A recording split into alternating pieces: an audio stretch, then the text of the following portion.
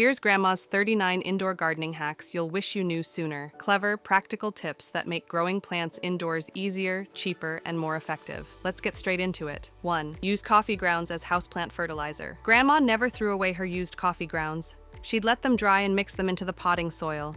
They're packed with nitrogen, which helps boost leafy plant growth. Plus, they improve soil texture and drainage. She'd only use a small amount. Too much could make the soil too acidic. For acid-loving plants like ferns, spider plants, or pothos, it worked like magic. The plants grew bushier and greener within weeks. It's a free, zero-waste fertilizer straight from your morning cup. Just let the grounds dry completely to avoid mold. 2. Crushed eggshells for drainage and calcium. Instead of tossing eggshells, Grandma rinsed and dried them, then crushed them into bits. She'd add them to the bottom of pots before planting. This improved drainage and prevented water from pooling at the roots. Over time, the shells also released calcium, strengthening plant cell walls. Her tomatoes and succulents loved it. The rough texture also discouraged pests like gnats. It's an easy hack that saved her money on soil additives. Clean shells first to prevent attracting mold or pests. 3. Banana peel water for houseplants. Whenever Grandma ate a banana, the peel didn't go in the trash. It went into a mason jar of water. After sitting for a couple of days, the water turned into a potassium-rich fertilizer. She'd use it to water her indoor plants once a week. This gave them a natural nutrient boost, especially flowering varieties. The plants responded with brighter leaves and stronger stems. It's great for peace lilies, orchids, and even indoor citrus. She warned not to overdo it. Once a week was enough. Cheap, simple, and totally organic. 4. Cinnamon to prevent fungus in seedlings. Cinnamon wasn't just for baking in Grandma's house. She used it to keep seedlings healthy. She'd sprinkle a light dusting over the soil in her seed trays. The natural antifungal properties stopped damping off disease before it started. This hack saved her so many times when she started herbs indoors. It also repelled gnats and mold growth in humid environments. Unlike harsh chemicals, cinnamon was safe, cheap, and always in her spice rack. It worked wonders without any side effects. A pinch goes a long way. 5. Reuse tea bags for plant hydration. Used tea bags were never tossed. Grandma placed them at the bottom of pots before adding soil. They retained moisture, slowly releasing water as the soil dried. This kept her plants hydrated for longer, especially helpful during hot days. Tea leaves also added trace nutrients to the soil as they decomposed. She'd even open the bags and mix the contents into compost. Nothing went to waste in her home. Tea bags acted like little water pillows for thirsty roots, great for herbs and hanging plants. 6. Stick a pencil in the soil to test moisture. Forget fancy moisture meters. Grandma used a pencil. She'd stick it down into the soil a couple of inches and leave it for 30 seconds. When pulled out, the pencil's tip would show how moist the soil was. If it came out dry, it was time to water. If damp soil stuck to the pencil, she'd wait a day or two. This helped her avoid overwatering, one of the biggest indoor plant killers. The method was fast, simple, and surprisingly accurate. She swore by it and taught it to everyone. 7. Rotate houseplants weekly for even growth. Grandma's plants always looked perfect from every angle. Her secret? She turned each pot a quarter turn every week. This ensured every side of the plant got equal sunlight. No more lopsided stems or crooked growth. It encouraged stronger stalks and fuller foliage. She made it part of her Sunday cleaning routine. Even sun-loving plants indoors can lean without balance. This tip kept them growing upright and uniform. It's a subtle habit that made a huge visual difference over time. 8. Toothpick test for root rot prevention. Before watering her plants, Grandma would stick a wooden toothpick into the soil near the roots. She'd leave it for a few minutes and then pull it out. If the toothpick came out clean, the soil was dry. If it looked dark or soggy, she waited. This simple check helped prevent root rot caused by excess water. It worked especially well for small pots and seedlings. The best part? No guessing or relying on touch. A little wooden stick could save a plant's life. 9. Epsom salt for greener leaves. When houseplants looked dull, Grandma reached for Epsom salt. It's rich in magnesium and sulfur, two nutrients many potted plants lack. She dissolved 1 teaspoon in a quart of water and used it every few weeks. It made her foliage plants like ferns and pothos greener and healthier. The salt also helped some flowering plants bloom more. She warned not to overuse it, as salt buildup could harm roots. Used sparingly, though, it was a secret weapon for lush indoor greenery. 10. Use ice cubes to slowly water orchids. Orchids can be finicky with watering, and Grandma had a brilliant trick. She placed 2 to 3 ice cubes on top of the potting medium once a week. As they melted, the water seeped slowly into the roots without flooding. This mimicked how they get water in the wild, slowly and steadily. It also kept water from pooling in the crown, which can lead to rot. Her orchids thrived for years with this routine. It's a gentle, measured way to hydrate delicate plants. 11th, use a fork to loosen compacted soil. Over time, indoor potting soil gets compacted, especially with repeated watering. Instead of repotting, Grandma grabbed a fork from the kitchen drawer. She gently raked the surface of the soil with the fork, breaking up the top inch or two. This improved airflow to the roots and helped water soak in evenly. It also allowed fertilizers and nutrients to reach deeper. Plants instantly looked perkier after this simple fluffing. It took only minutes but made a huge difference in plant health. Plus, it helped prevent fungus and root issues caused by poor drainage. 12th, wipe dust off leaves with milk and water.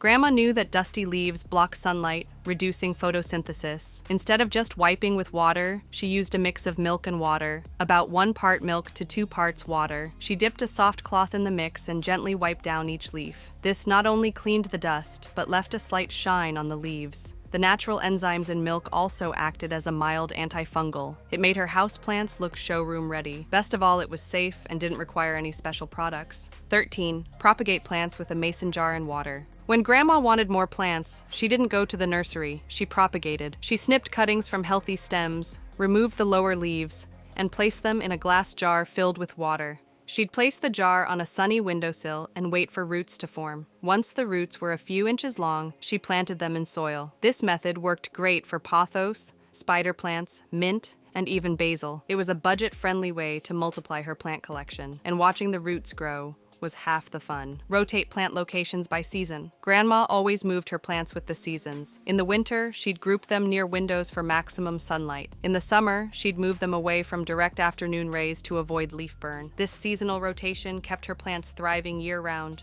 She knew which corners were warm, drafty, or too shady and adjusted accordingly. It was a simple way to mimic natural conditions indoors. This habit gave her houseplants a cycle to follow, just like they would experience outside. 17. Talk to your plants. Yes, really. It might sound strange, but Grandma always chatted with her plants while watering them. She believed that kindness and attention helped them grow better, and science backs her up. Talking to plants releases carbon dioxide, which they absorb during photosynthesis. Plus, being attentive helps spot problems early, like drooping leaves or pests. Grandma saw it as a mindful routine. Water, talk, check the soil, and smile. It made plant care feel like a relationship, not a chore. 18. Use leftover aquarium water for fertilizing. Grandma had a little fish tank and never dumped its water down the drain. Instead, she used the nutrient-rich water to feed her plants. It contained natural nitrogen, phosphates, and beneficial bacteria. She made sure it wasn't salty or treated with harsh chemicals first. Her peace lilies and ivy loved it. It was like liquid gold for them. This hack reused water, reduced waste, and nourished plants for free. If you've got a tank, skip the sink and grab a watering can instead. 19. Use an ice cream stick to label plants. For her seed starts and herb pots, Grandma didn't buy fancy tags. She kept ice cream sticks, wrote plant names on them with a permanent marker, and stuck them in the soil. This kept her organized and reminded her what she had planted. If a plant failed to sprout, she'd know exactly what to replant. It's a cheap and sustainable way to label seedlings or track varieties. Bonus, kids loved helping decorate them too. 20. Add a drop of dish soap to pest sprays. When Grandma made her homemade pest sprays, like garlic or neem water, she always added a single drop of dish soap. The soap helped the mixture stick to the leaves, making it more effective against pests like aphids and spider mites. It also broke surface tension so bugs couldn't escape the liquid. She'd apply it with a spray bottle once a week. It worked wonders without chemicals. Just don't overdo it. Too much soap can damage leaves. 21st, use a cotton ball in the drain hole to stop soil leaks. Grandma had a clever way to stop potting soil from leaking out the drainage holes. She used a simple cotton ball. She'd place one at the bottom of the pot before adding soil. It let water pass through but kept dirt in place. This hack worked wonders when repotting small herbs or houseplants. It helped keep windowsills and shelves clean after watering. Over time, the cotton would decompose naturally. It's a gentle, zero-cost solution for neater indoor gardening. No more muddy water stains after watering. 22nd, hang herbs in the kitchen window. Grandma believed herbs should be as close to the stove as possible. She'd plant basil, mint, and parsley in small pots and hang them from hooks or shelves in the kitchen window. This gave them all-day sunlight and made cooking more convenient. The warm, steamy air from cooking helped keep the herbs happy. She used mason jars, metal tins, or even recycled soup cans as pots. They added a beautiful touch of greenery to the space. Plus, she always had fresh flavor within arm's reach. 23. Use leftover cooking water to water plants. After boiling vegetables or pasta, Grandma let the water cool, then used it to water her plants. The water was often rich in vitamins and minerals like potassium and magnesium, especially from boiled greens or potatoes. She avoided using salted water, of course. This simple habit turned kitchen scraps into garden fuel. Her plants thrived with the extra nutrients, and she wasted nothing. It's a subtle but powerful tip for boosting plant health with what you already have.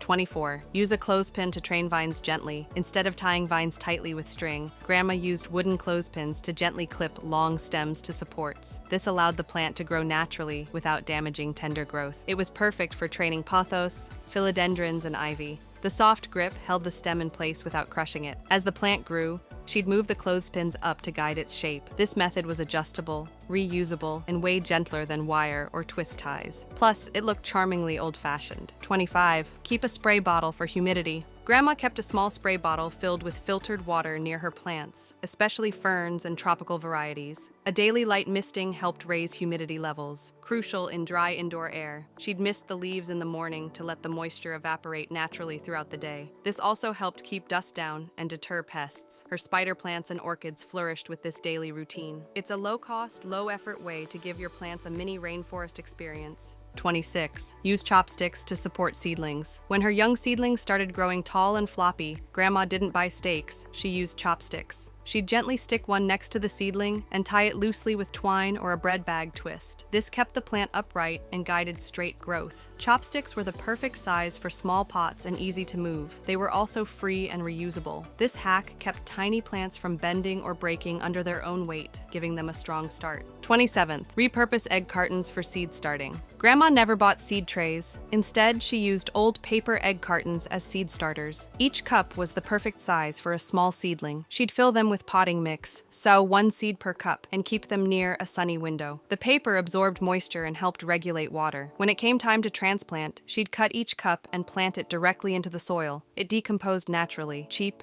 effective, and waste-free. This was her favorite springtime prep trick. 28th. Use a paintbrush to pollinate indoor flowers. For indoor plants that needed help pollinating, like tomatoes or peppers, Grandma had a gentle trick. She used a clean, soft paintbrush to move pollen from flower to flower. She'd lightly dab the brush into the center of one bloom and transfer it to another. This mimicked the work of bees and ensured her plants produced fruit. It only took a minute every few days. With this method, she consistently grew small crops of peppers and cherry tomatoes indoors, even in winter. 29. Keep pebble trays under humid-loving plants. Some plants, like ferns and calatheas, thrive in high humidity. Grandma placed a shallow tray filled with pebbles and water under the pots, not touching the base. As the water evaporated, it created a pocket of moisture around the plant. This microclimate kept leaves healthy and reduced browning. It was especially helpful during winter when indoor air got dry. She refreshed the water every few days and cleaned the tray weekly. A simple, elegant fix for fussy indoor plants. 30. Add a spoon of yogurt to boost soil bacteria. When Grandma noticed her plants looking sluggish, she added a spoonful of plain yogurt to the soil. The live cultures boosted microbial activity, improving root health. Beneficial bacteria helped break down nutrients, making them more available to the plant. This tip worked best for plants in large pots or those with depleted soil. She only did it once every few months and watered it in thoroughly. The result?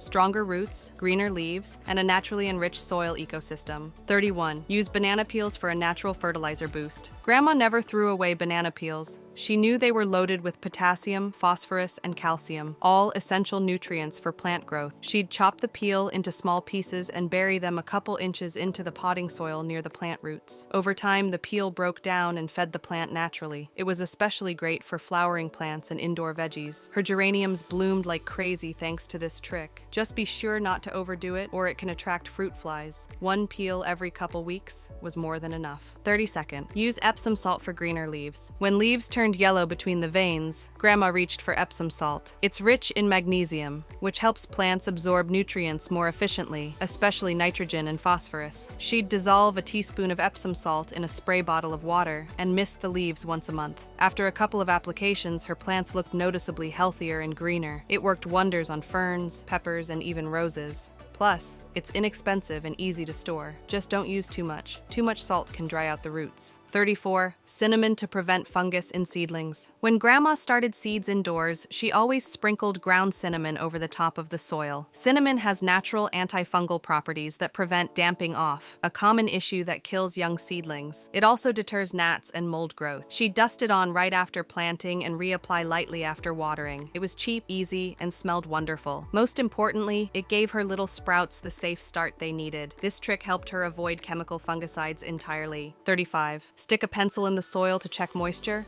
Forget complicated moisture meters. Grandma used a wooden pencil. She'd insert it a few inches into the soil, then pull it out and inspect it. If it came out clean and dry, it was time to water. If it was damp or had soil clinging to it, she waited another day. This low-tech tool helped her avoid both overwatering and underwatering, especially with plants that hate soggy roots. It's a fast and effective method anyone can use with stuff they already have at home. 36. Reuse coffee grounds to enrich soil. Grandma loved her morning coffee, but she never tossed the grounds. Instead, she let them dry and mixed them into her potting soil or sprinkled them on top of her indoor plants. Coffee grounds are rich in nitrogen, which helps leafy plants grow. They also improve soil texture and drainage. She only used them on acid-loving plants like ferns, pothos, and African violets. For others, she mixed the grounds with compost first. This not only reduced kitchen waste, but also gave her plants a steady nutrient boost. 37. Create a mini greenhouse with a plastic bottle. For delicate seedlings or cuttings, Grandma made mini greenhouses out of old plastic bottles. She'd cut the bottom off a large bottle and place it over the young plant like a dome. This trapped humidity and warmth, speeding up growth and root development.